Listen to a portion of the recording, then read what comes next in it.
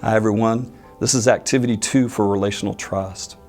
Now that you've had time to talk together on a team about the importance of vulnerability to relational trust, we want you to put it to the test by sharing more about your personal histories. It's not only important to talk about work together, but it's important for people to understand who you are and to know some of your own personal story to be able to develop a deeper understanding of you and a deeper level of trust.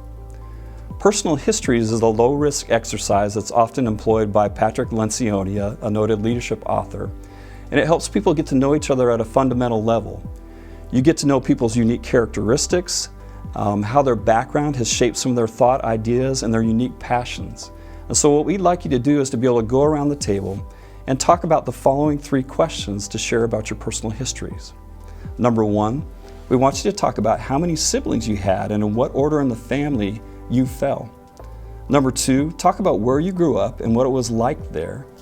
And last, number 3, share a unique or challenging experience you had during your childhood. To give an example, I grew up the youngest of 3 siblings. I had 2 sisters who were 5 and 7 years older than me. And a unique childhood experience for me was oftentimes I had memories sitting around the dining room table and feeling like I'm just the little kid at the table, that all the conversation is happening above me.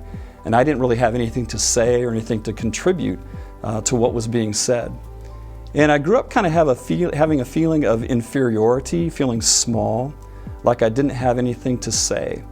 And that actually kind of carried itself all the way into school as well.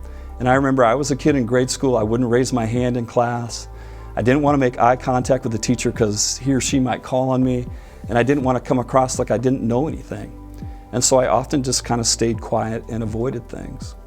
Now, what I did do in my family is I did find a pathway through humor, and I was the family cut up, and I actually kind of turned into a little bit of the class clown in school as well. In fact, I once got kicked out of my 5th grade class for dramatically singing in music class, or lip syncing in music class behind the teacher's back when I thought she didn't see me. The theme of not feeling heard or feeling that I don't have something important to say has traced itself throughout my lifetime in positive and negative ways. It has developed a burden or a heart in me for those who are marginalized or silenced. I am a counselor, and so just giving a place to listen to people where they have a voice and they can speak is just of high value to me. At the same time, I still at times can struggle speaking up in meetings, or when I get asked to speak at an occasion, the first thought that can go through my mind is, well, do I really have something of value to say? And I know I often use humor for a default for recognition, or I often use charm to get myself out of uncomfortable situations.